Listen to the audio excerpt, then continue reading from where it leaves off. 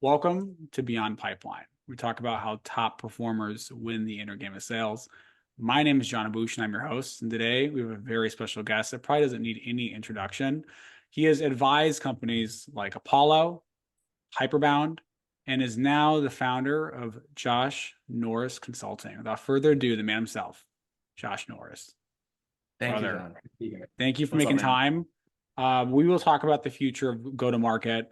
We'll talk about what's made you successful as an AE, and what it's been like to start your business. But where I want to start is how you got into sales. We can kind of take things from there. That's a long story.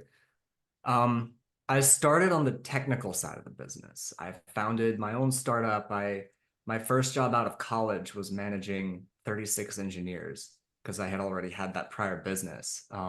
For like that was a publicly traded SaaS company too. I worked in product.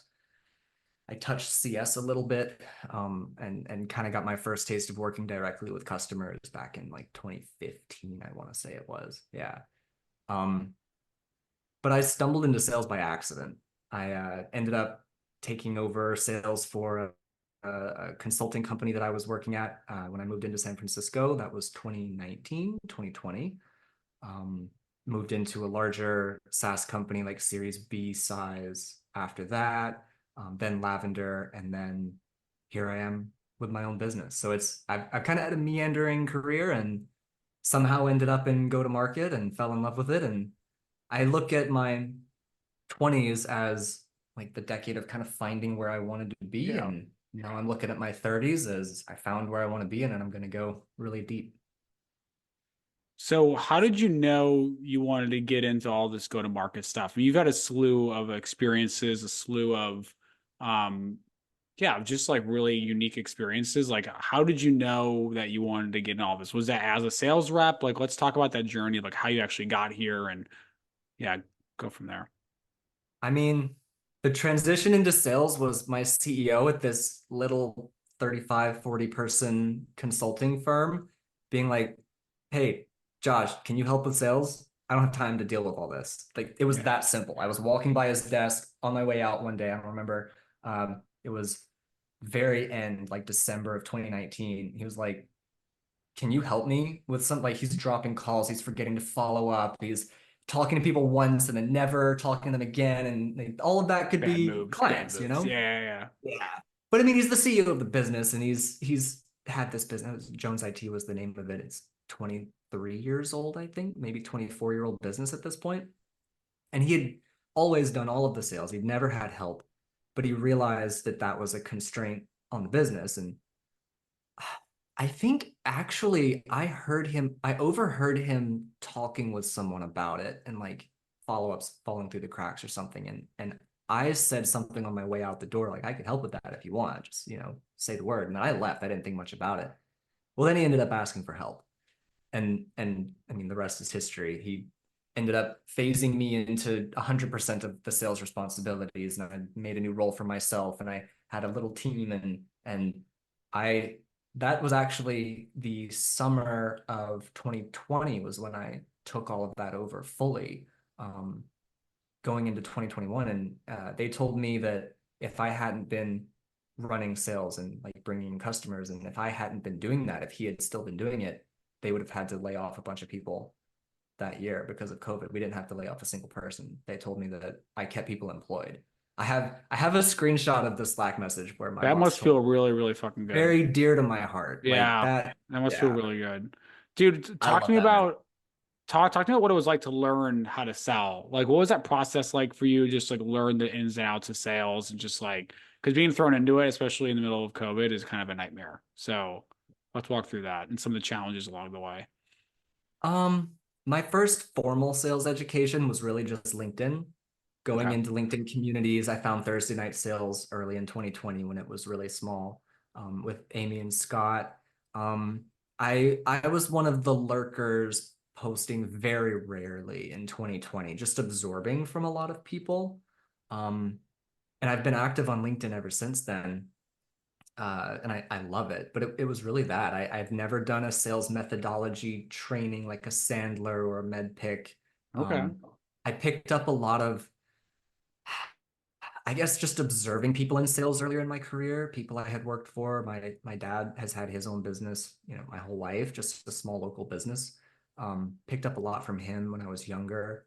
Um, a lot of the things that people call like new sales tactics and all these cutting edge tactics, like working with a buying committee and trying to build relationships and uh, trying to be more human and not using the scaling tactics like cold outbound and all that stuff. That just seems like common sense to me.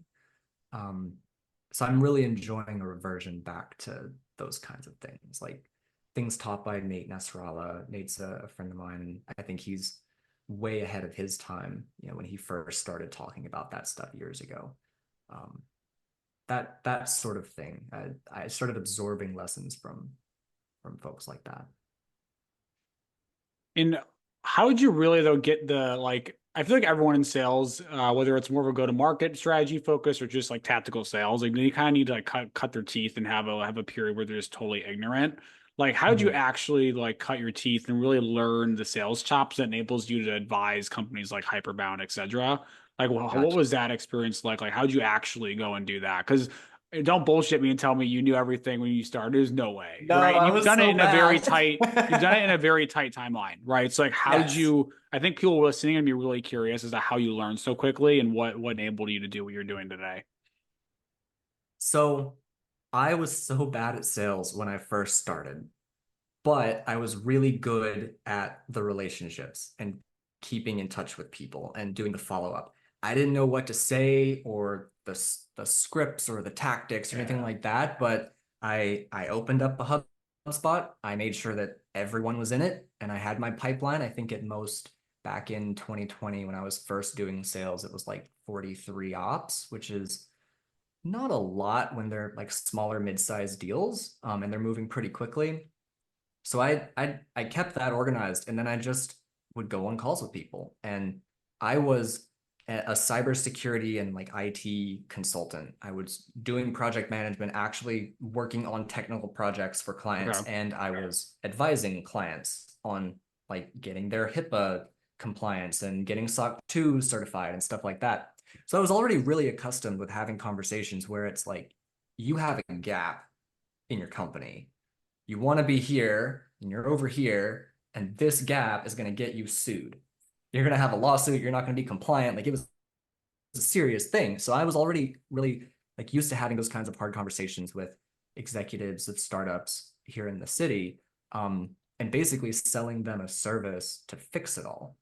And then like what we would sell software subscriptions, and we would sell hardware, and we would sell services. And I was already used to having that kind of conversation. So when it turned into a pure sales conversation, it was the same type of conversation. It was just, instead of me doing the work, I'm going to pass it off to someone else.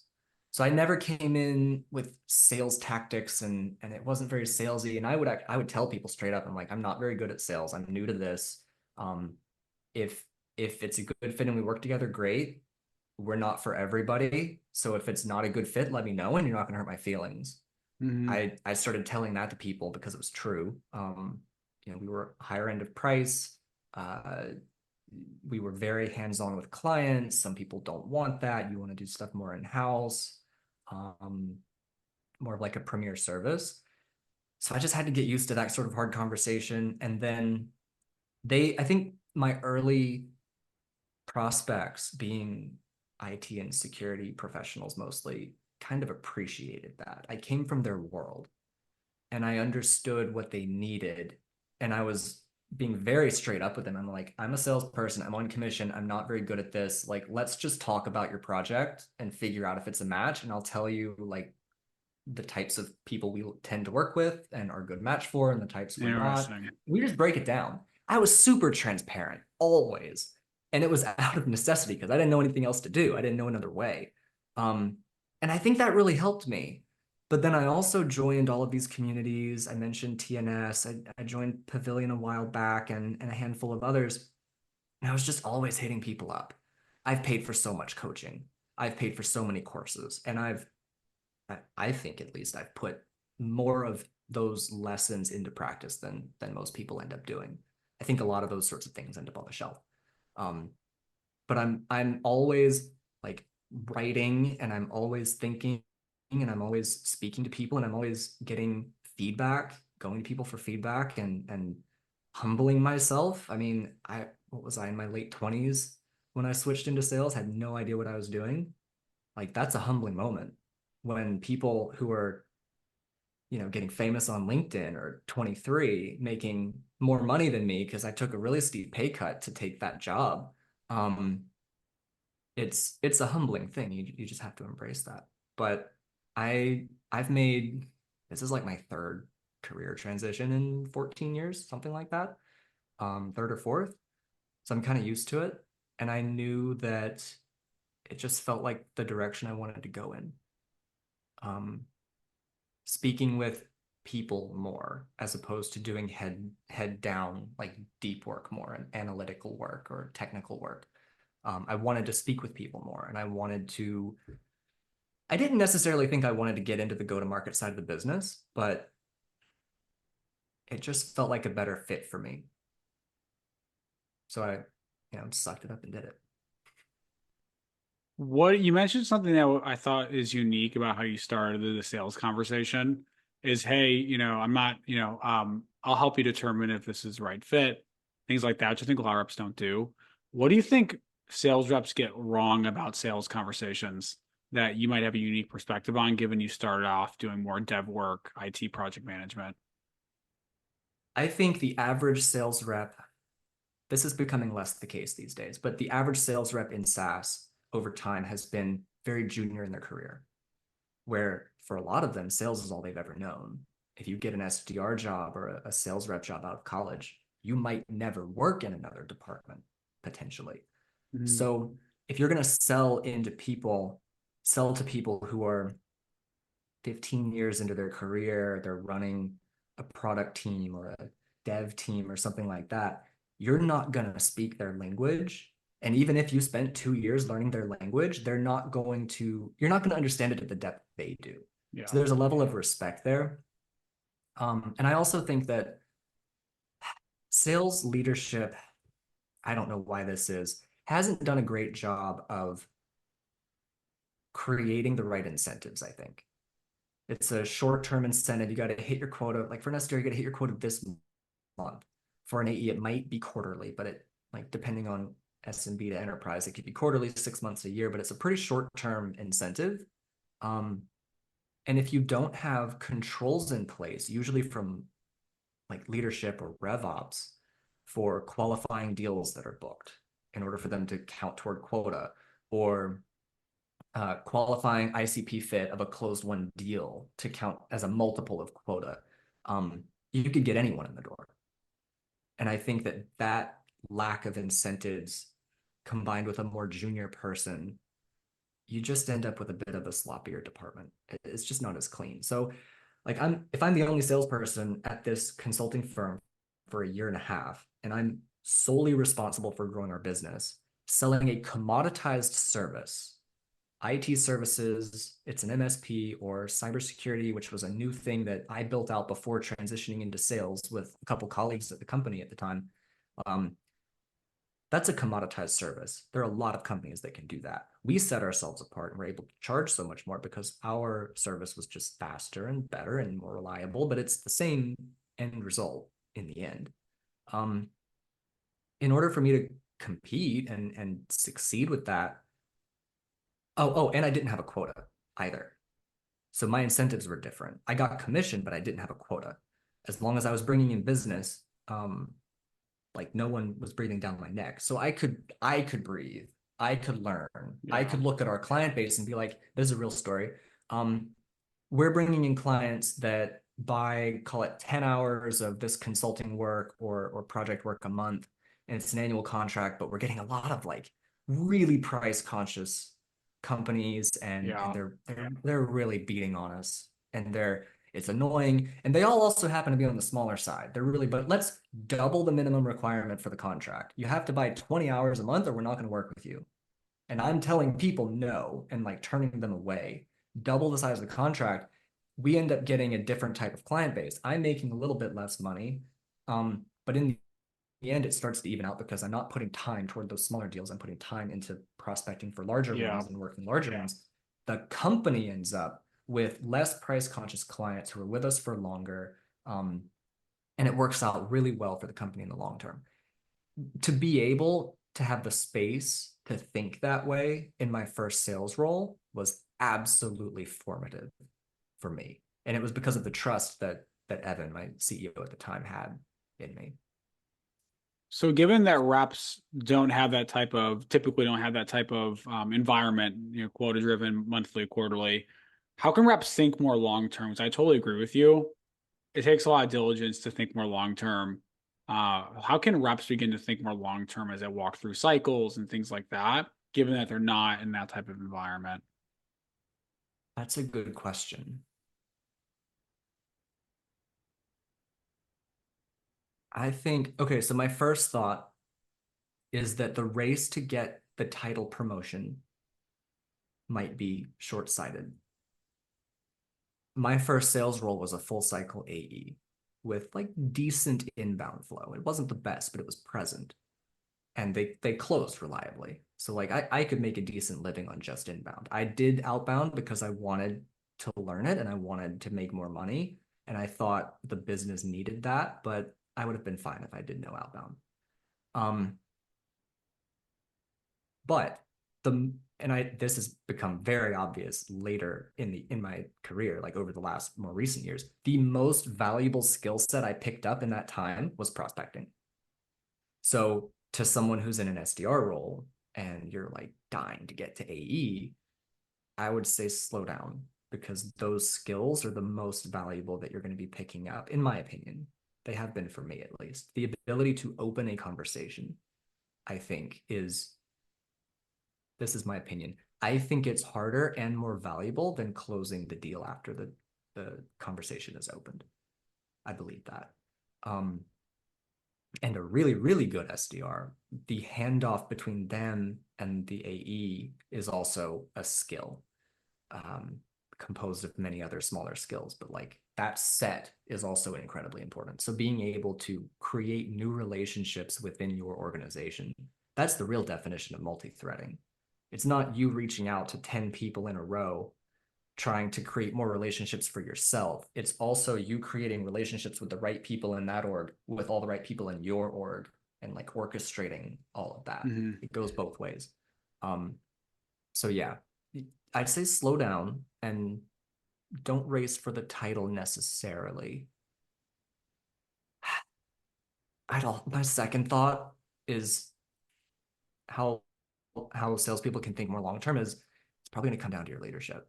You probably need to find ways to screen for longer term mindsets in the leadership you work for. Yeah. Um, Best example that comes to mind first of this is Mike Gallardo at Deal. The dude is so nice and so helpful, but also wicked smart. And he's, how long has he been there now? Some number of years. And I think he posted today or yesterday that he's promoted 60 people in 3 years. Don't quote me on the numbers, but some ridiculous number of people in multiple years. Like that's investing in your people, right? And I think you need to find leaders like that. I would agree with you. Also, And self-education. Own your education. That's my last thought on that. the main threads that I pulled from there, which I resonate with, is one, as much as you can, put yourself in an environment that where thinks more long term, as much as you can, whether it's a good company, good leader. And then two, putting that aside, is more just understand how does this role in the skills I'm building help me to become a better rapper, a better, a better rep, whether SDRAE long term. And that will help you to have some more patience and cycles because you're not doing it to close a deal so you can go get promoted. You're doing it because you're running the cycle because you're building skills, right? And it's more of an internal thing. And candidly, I actually, very believe it or not, actually look at it that way as much as I can. Sometimes we do have short-term cycles. I do want to shove something in, but as much as I can. So I'm happy you said that because it's a way that helps me think longer term. So going back to your journey, right? You have learned some stuff about sales. When do you start to become more of like, I know you've advised and been a fractional VP of sales at many companies. Like when do you start to do that along your journey? Like at what point and like what was that first fractional contract like for you? My very, very first advisor role was November of 2022. Okay. I think. I think. Um, it's for a company called Heads Up. The founder, Momo, was an investor in Lavender, which is where I worked at the time. Um, so we and just ran into each other there, and he, I don't know, like listened to a conversation I was having with someone, or maybe asked a question and I answered it, but he just heard me talk about something sales Mm-hmm. related, and he hit me up later. Hey, would you be down to, talk at some point about our sales stuff and just like give a pointer or two? And then I just did that for free because like, okay, investor in my company, probably someone who could help me in my career, but also a really, really nice guy. Like, yeah, okay, I'll help.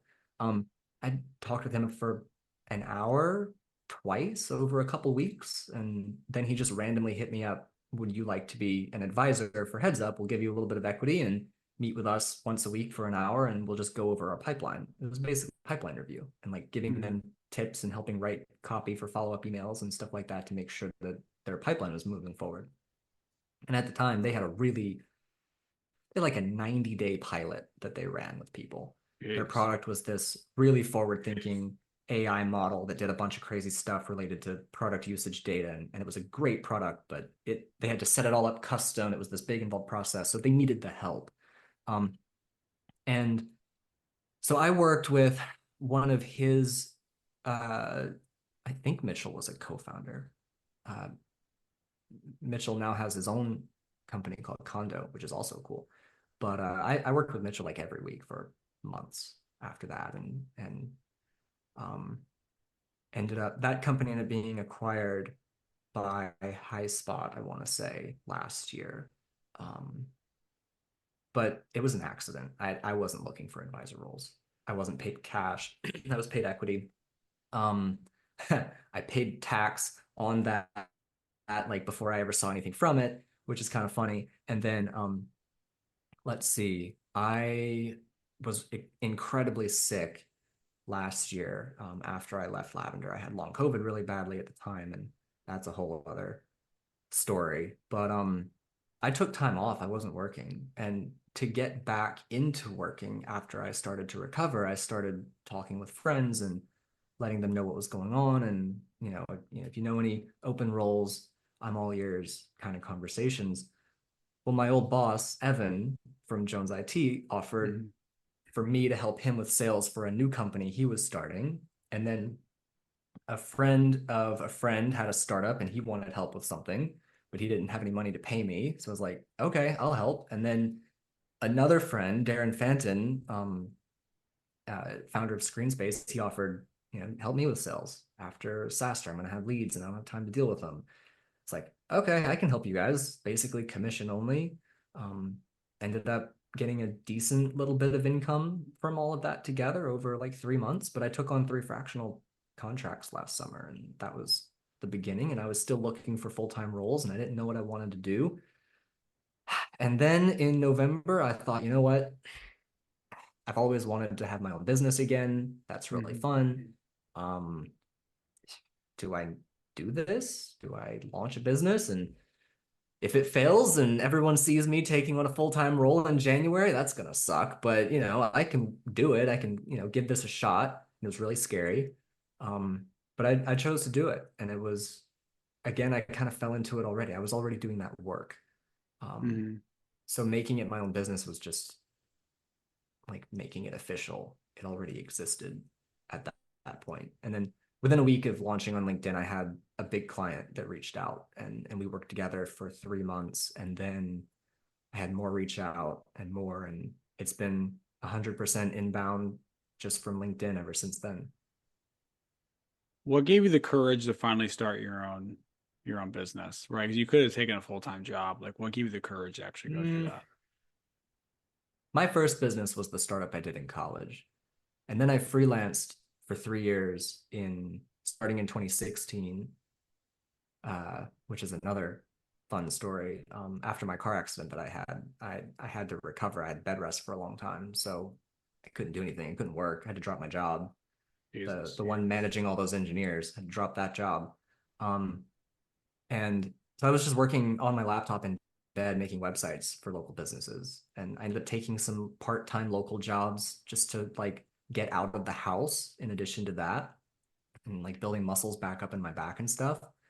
Um, but yeah, so I'm perfectly comfortable running my own business. I just decided I'm gonna do it here and now, doing this thing. That was the only real decision. And I thought, you know what? People are asking me for advice and help, and I already have a little bit of income. Like I can coast on this if I have to. Let's see what happens.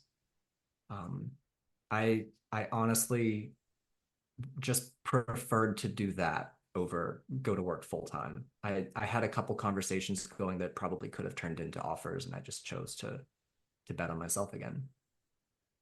You mentioned starting your business was scary. What was scary about it? I did have some imposter syndrome at the time. Like it wasn't necessarily the fear of do I believe in myself enough that I can do this? I don't think that was the problem. The problem was I've been sick for almost well, at that point, a little over a year. I've been out of work for March to October. So what's that, like 7 months or something? Mhm. What if I get sick again? What if I don't have it in me to do this right now? What if I fail very publicly because like I'm announcing on LinkedIn I'm gonna do this thing Yeah. and then it fails, and then I have to like get a job again, and like that's gonna suck. People are gonna think that I'm bad, and it was a lot of that stuff, that sort of self Mhm. talk. Um, but I talked to some mentors, I called some friends. I think Tom Slocum was the first person to tell me to do it. Adam J told me to do it. A couple other people told me to do it. It's like, all right, if these guys are telling me to do it, I just need to do it. Yeah. This is one of those moments. I'm just gonna put this decision in other people's hands and just take the jump. Let's talk a little more about the jump itself. You mentioned again getting sick for a few years. I obviously saw a post where you mentioned about how your lifestyle is pretty solid after starting a business, which usually is not for the case for folks. They work more. You mentioned you're working less, focus a lot on mental health. So I want to Yeah. dive a little more into like first off, what was it like? It sounds like you were sick for a while. So like help us understand that, and then how did that journey inform the I'll say kind of the mental health strategy or program you have for yourself today as you grow your business.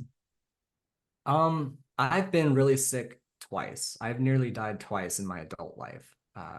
This most recent one was July of 2022. I started feeling long COVID symptoms come on, um, like heavy fatigue, neuropathy, like funny tingling sensations everywhere, burning sensations. You just don't know what it is. Your nerves are damaged, and that can cause all sorts of problems.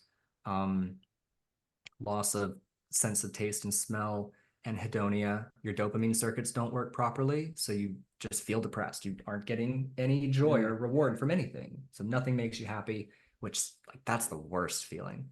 Um, and then that got worse until it was at its peak last spring of 2023, not this year. And then I went through, God, 3 months of heavy research with my partner. Fortunately, I wasn't alone going through it all, but like we were researching treatments.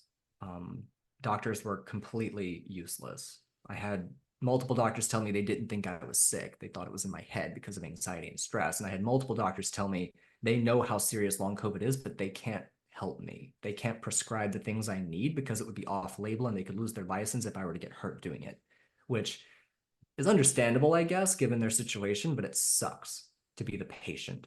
So I was, I put together a treatment plan for myself. Um, if there was live virus left in my system, I would need an antiviral. So I found an antiviral that was like working on a molecule that the COVID virus had that was, I tracked it back through the taxonomy of the virus to the other kind that the antiviral worked on. I was like, that might work. So I got that and it did help. It did work.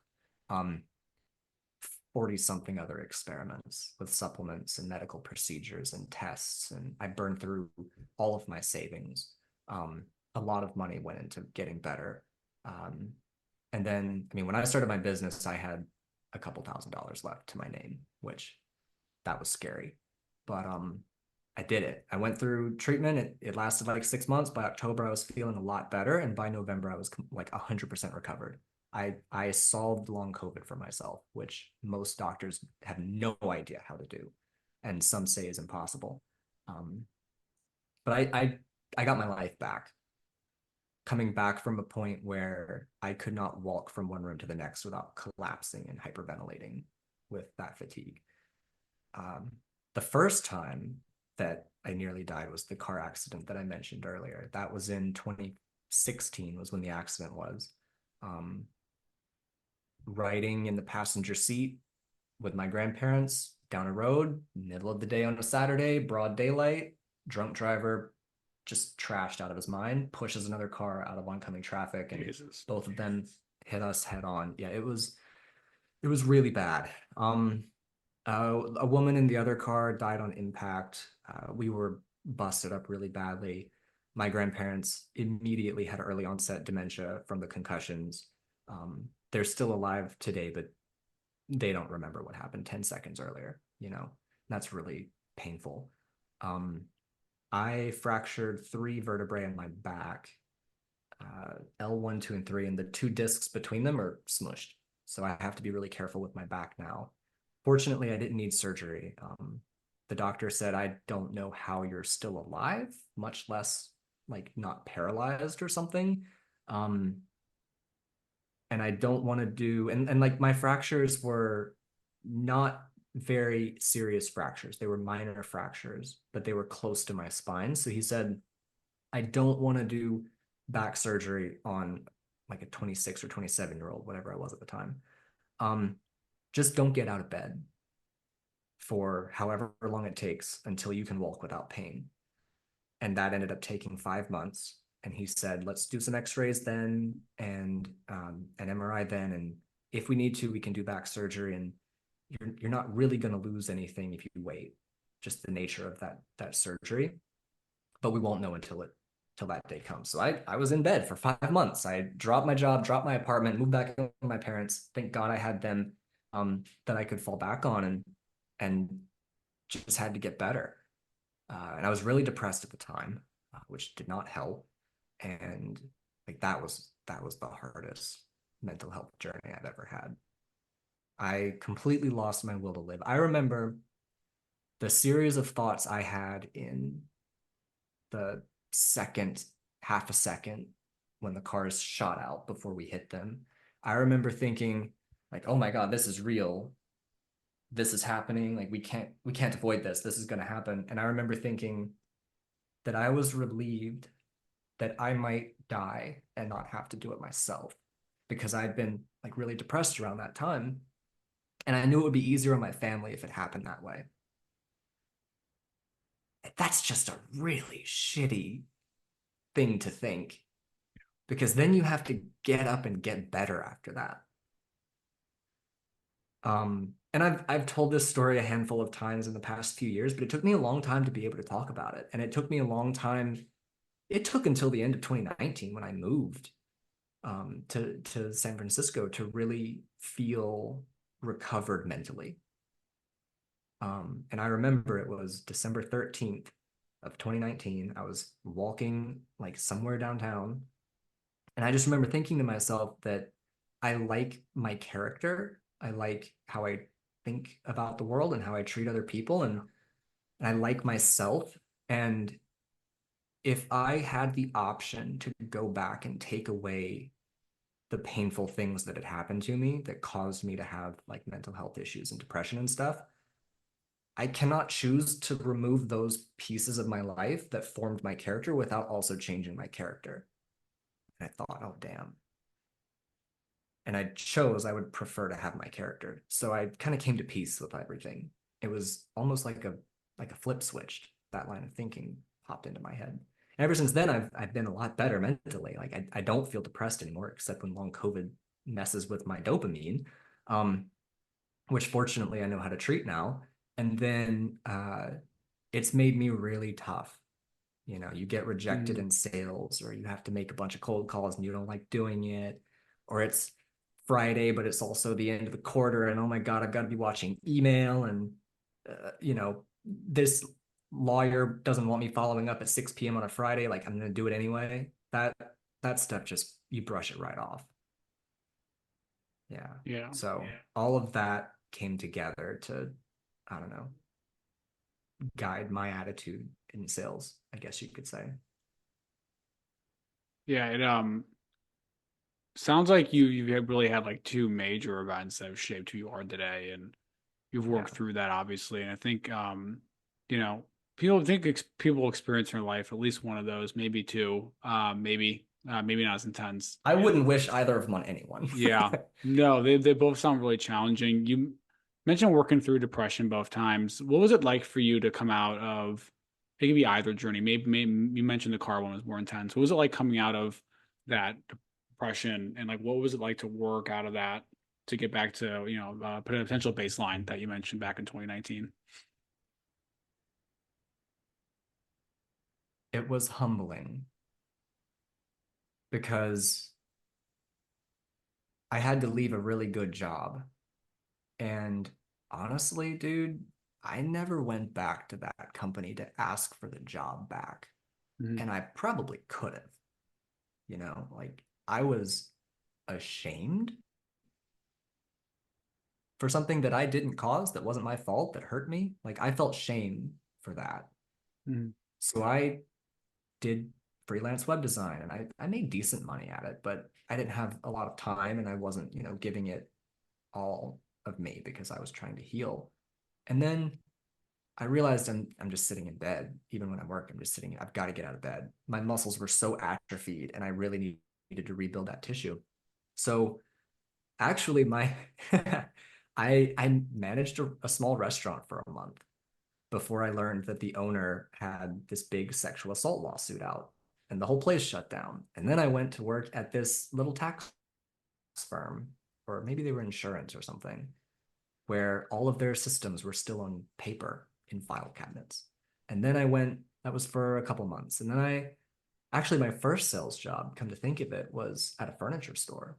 I chose to do that. I got that job off Craigslist. I chose to do that because I wanted something that would make me lift heavy objects. I Mhm. wanted to work out my muscles like throughout the whole day, as opposed to just going to the gym or something. Because I needed lower weight and higher reps to build endurance in those muscles.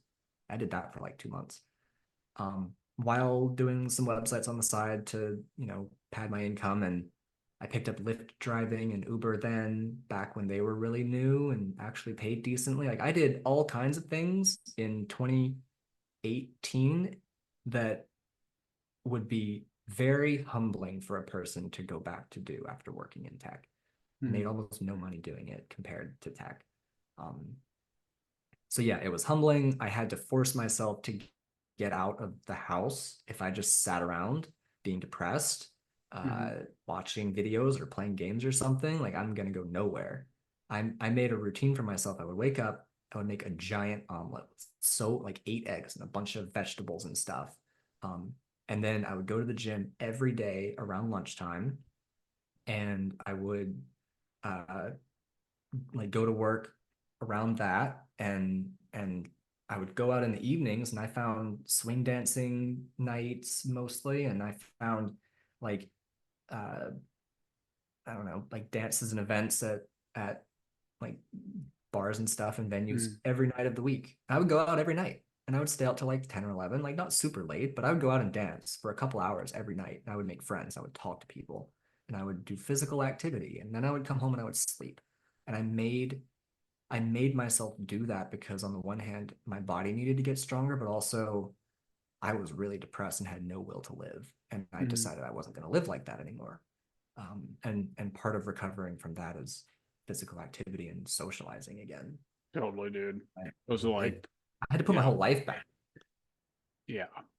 Especially like the getting around people, eating well, Mhm. moving. Those are like the three things. I Yeah. couldn't even think of anything better.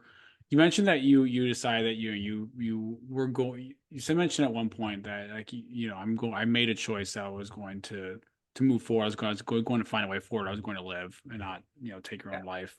What was that moment like for you? Was there a specific moment where you made that choice, or was it more of a compound like a bunch of things that happened? You just noticed you're getting momentum. Like what? Love to better understand what that No, it was was like a for bit you. different than that. I was never at risk of taking my own life. I thought about it and I wanted a way out, but Mhm. I never had it in me to do that. It would hurt my family too much. Yeah. Um, so fortunately I had that. I love my family to death and I'm really grateful for having them. Um, in March of 2018, I had been living at home and recovering, and I had been in physical therapy. It took 13 months after the accident to start physical therapy. That was like October 2017. So Mhm. like I had been in physical therapy for a little while.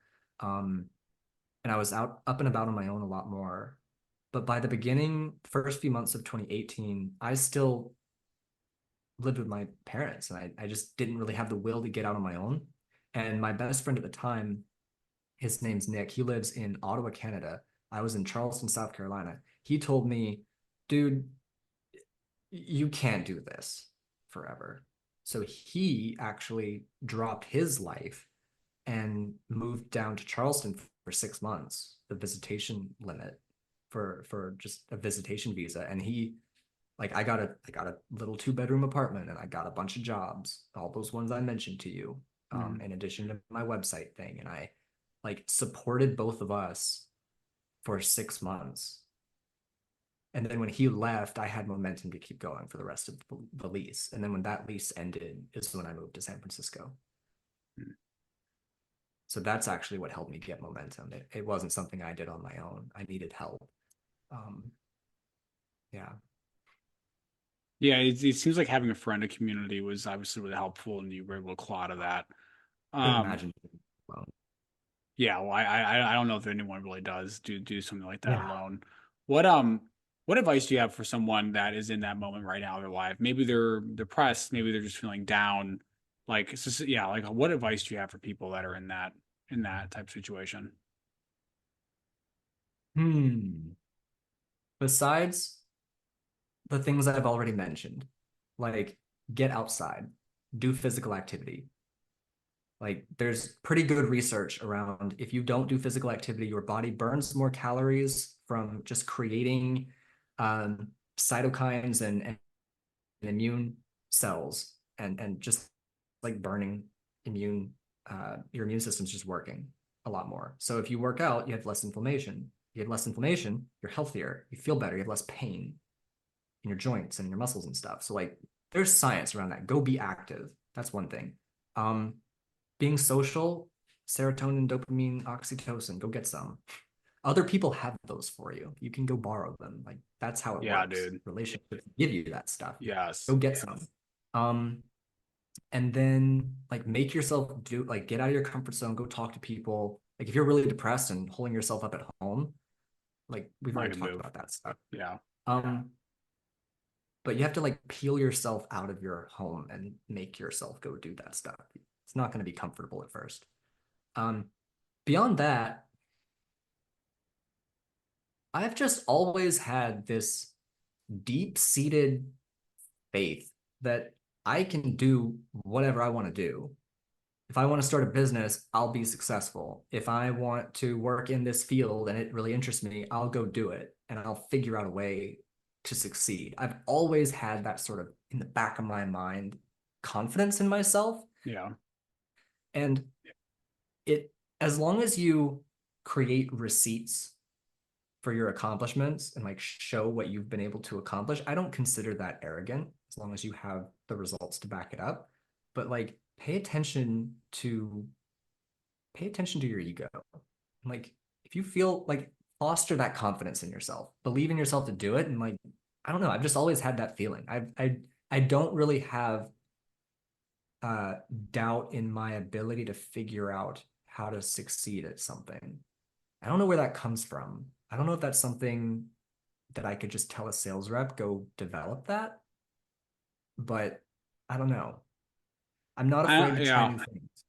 I'm not I afraid to try think, new. dude, I've thought about this too because I share that with you. I share that sentiment. I think it's Yeah. partially wiring, and I think it's partially experiences that you okay, I can learn this or that, and then Yeah. you do it, you build So it, and then I yeah, mean, we can break it down. I was telling my partner about this the other day. Like, if you're having trouble with depression and motivation at work and dopamine, find small wins for yourself.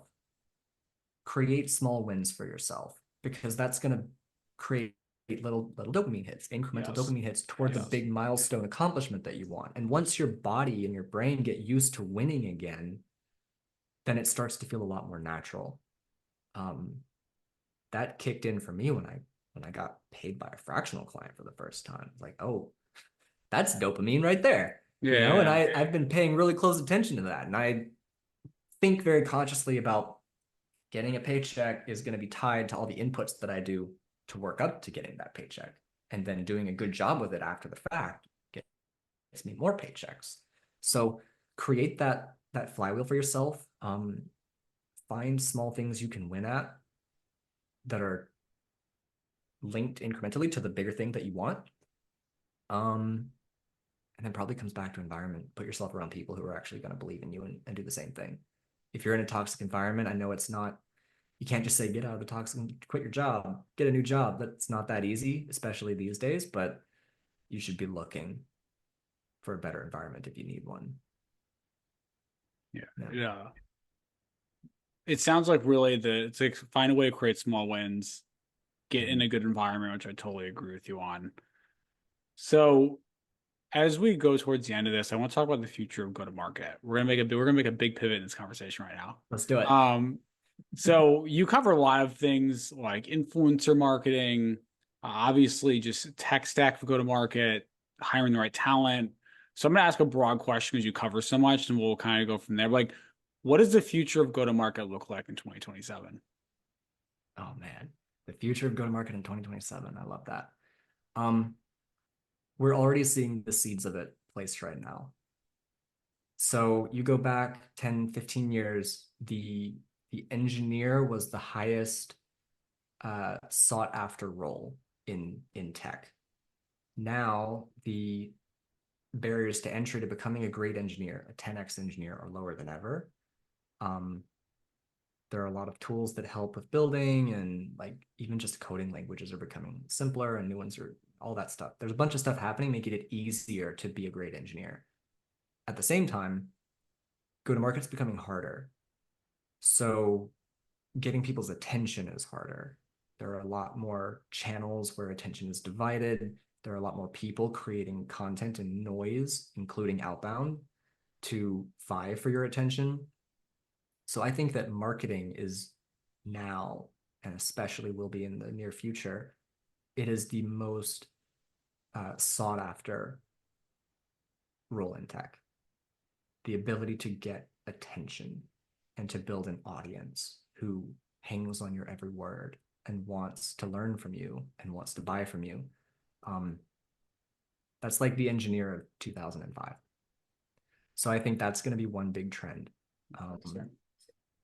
And that's been happening ever since 2020 or so when Gong created, I don't want to say created, but like they did the LinkedIn sales tech. We're going to use our data set to teach you about sales so you be a better salesperson playbook. And then all the salespeople follow them and become their customers. That flywheel is what started the like LinkedIn fishbowl ecosystem, echo Mhm. chamber, I mean.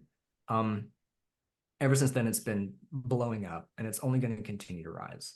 And I think that that's going to be the norm.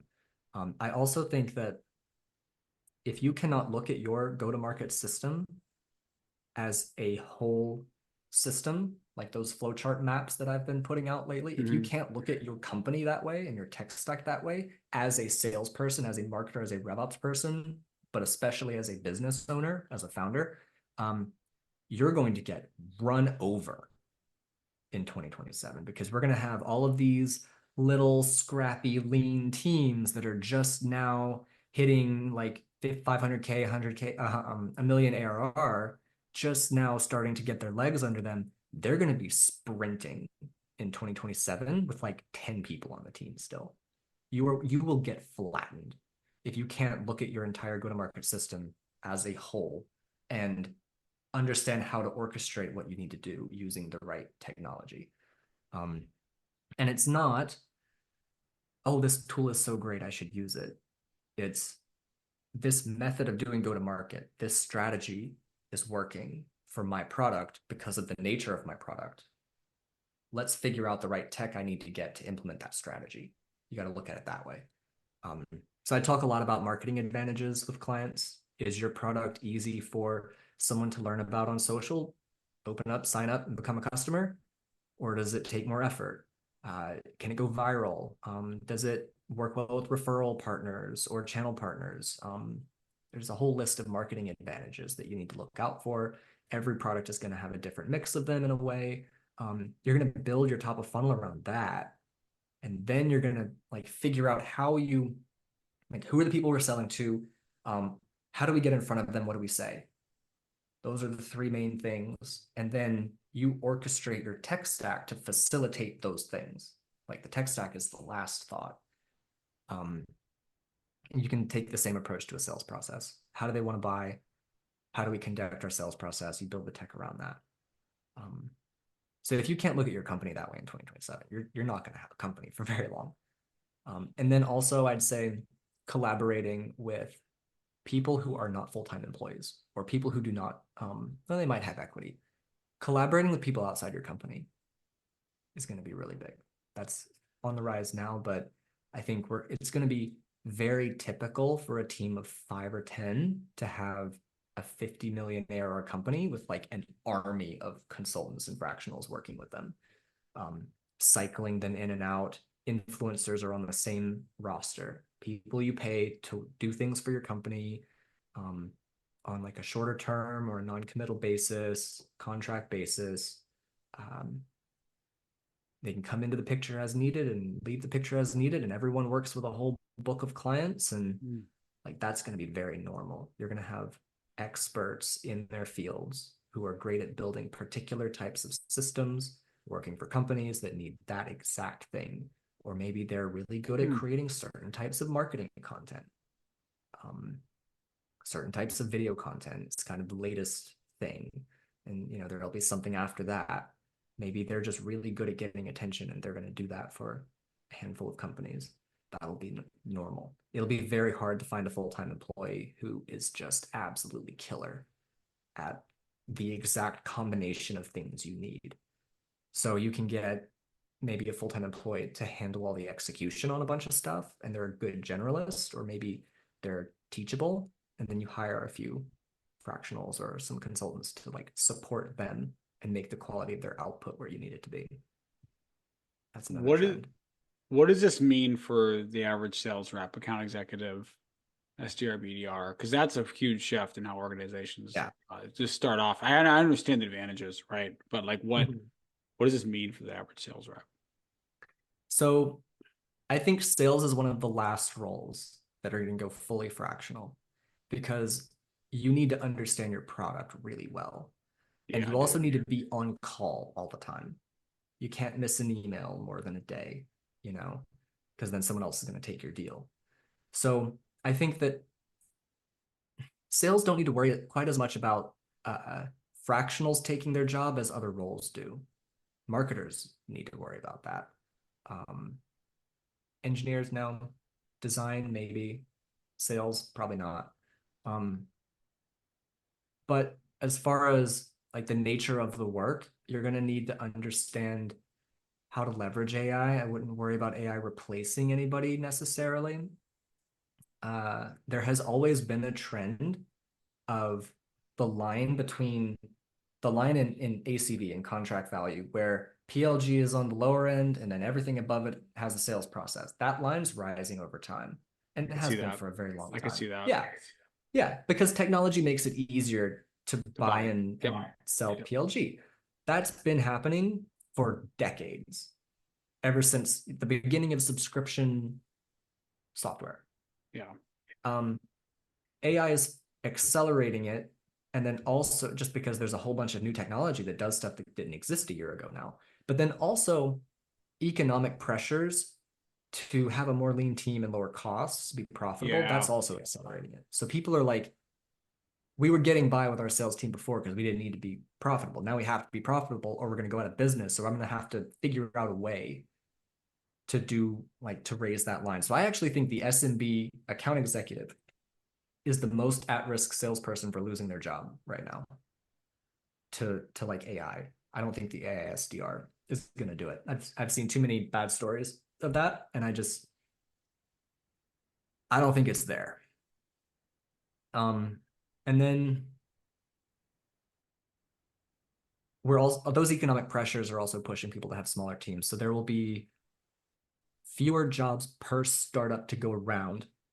A lot of startups that don't want to take venture capital hiring, but they're going to be incredibly selective. So you need, as a salesperson, you need to be able to filter for and find products with really good product market fit before you go to work for them full time. And then you're going to have to go way above and beyond to get hired because everyone's going to get 1,000 applicants for every role, and they're not going to be able to look at every resume. So if you can't stand out in the application process, you're just not going to get seen. Yeah, and that can put people off, but it's the truth. So yeah, I'd say as a salesperson, if you want to compete, do those things. I wouldn't worry too much about getting replaced. I would definitely work on skills and keeping up with go-to-market methods and the way you sell has to be modernized, has to, be moving forward. And then all those other things I said. Yeah. It sounds like with the companies wanting to increase profitability, reduce customer acquisition costs, for the sales rep, there's probably going to be a trend towards if you're SMB, you're kind of screwed, right? Because just the cost to bring that contract's not worth that. So you have to really upskill yourself and make sure that you really know what you're doing, so you can get those mid-market enterprise roles going forward. Yeah. Yeah. And that's going to take, a new set of skills. You're going to have to compete for it. Yeah. I don't, the last data I saw, it didn't, I might not be right here, but it didn't look like we have fewer total sales roles in tech than we did before the crash. Hiring contracted and a lot of people got laid off, but there have also been a lot of new startups that have been formed. And as they kind of grow up, I think they've been hiring. I don't know how the total volume of sales roles compares to before the crash. I can't Mm. find great data on it, but hiring is still happening. Like everyone is still hiring. It's just they're not hiring for very many roles and they're taking forever to make up their minds on someone. So you have to compete. You have to increase your skills. You have to be able to use AI technology, the good AI, not like the smoke and mirrors crappy AI, which there's a lot of. You have to be able to know what you need to use. And then yeah, get used to moving up market because SMB is getting eaten by PLG. So many acronyms. Dude, I know. We have a wealth of wisdom. I appreciate you just walking through everything today, from your journey into sales to just like your mental health journey, which is, I can't, like, really cool to hear about. This also sounds very challenging and a little bit of the future Yeah, of go to market. Um, Before we wrap up, where can people find you and learn more about you? I'm only on LinkedIn. I don't do other social media. I know I need to get into it, but I don't actually care for social media all that much, Well, ironically. well, my friend, But I respond to every message on LinkedIn. I'm very easy to get a hold of there. hit him up. The final question: if there was a AE or BDR, SDR that really wanted to improve themselves, but for whatever reason they didn't have a chance to listen to this podcast, you can only give one piece of advice to these people. What piece of advice would you give that sales rep that one wants to improve, doesn't know how, struggling? What piece of advice would you give them? What a great final question. A sales rep who's struggling, I'm assuming at their role at doing sales, Mm-hmm. not like job seeking, but in a role. They want to get better. They want to advance their career.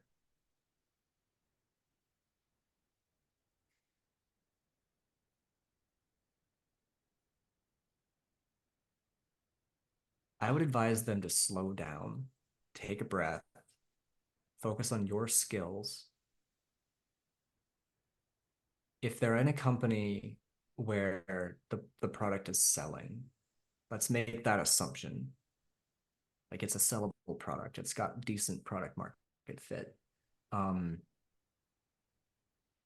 you're already in a place that a lot of people would kill to get to right now, including people who were forced out of SaaS by the layoffs and haven't been able to get back in. They're having a lot of people are having to come to a reckoning where like they may not be able to stay in the industry that they want to work in, that they love. Um, so like take a moment and breathe. Be grateful for what you've got and then focus on your skills to up level yourself. Because if you're at a company where the product is sellable and you're doing well in this environment, in this market, you're going to be extremely sought after. You just have to prove yourself. And everyone goes through that crucible. I went through that crucible at two companies. I told a lot of stories from Jones IT. I also did it at the Series B, like selling DevOps software, Instabug after that. Um, go through your crucible, focus on learning. The rest will happen if you're good. You just have to get there, and anyone can do it. I think it's all learnable. Um, I think that's my advice. And if you think that your company's product isn't sellable, like if you think all the people on the team are really great salespeople and it's just not working, you might have a product problem, not a you problem. So you might need to That's go such a find good another job. point. Seriously. Yeah. Which, yeah. And then if you're job seeking and you're the worst case scenario, you're 8 months in, you can't get something, you're getting interviews, but no one's moving forward. You need to have a serious soul searching moment where you either need to radically change your approach to the interview process. And I've written a bunch of stuff on LinkedIn about how to do that. Um, Pretty much every job I've ever landed, I didn't apply for. I reached out to the hiring manager, did a bunch of stuff, and it was a landslide. Very quickly got an offer. Like there are ways to do that to show them what you're made of and just ignore the rules. And if you're already doing that and you're still failing to get offers, seriously consider taking a sales job outside of tech because this place is not doing as well as the rest of the economy right now.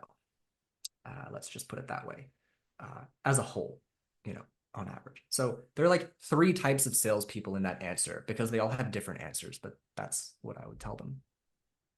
I really appreciate what you said about just be grateful first for where you're at, build skills, and then if you're not You're at at a a good company, company. yeah, if you're Yeah, not at yeah. a company, um, stand out, like do something extra, stand out. I totally agree with you on this. So, Josh, thank you for just being so open and sharing today. And like, it was a dude, it was awesome to hear your story, but also get some of the wisdom and just the strategy. Your business acumen is top notch. So, thank you, dude. Really appreciate it. I If you haven't appreciate that, hit, John. Thank you. yeah, you got it, dude. For those listening, hit the shit out of that subscribe button. If you didn't like it, let me know. We'll talk to you soon.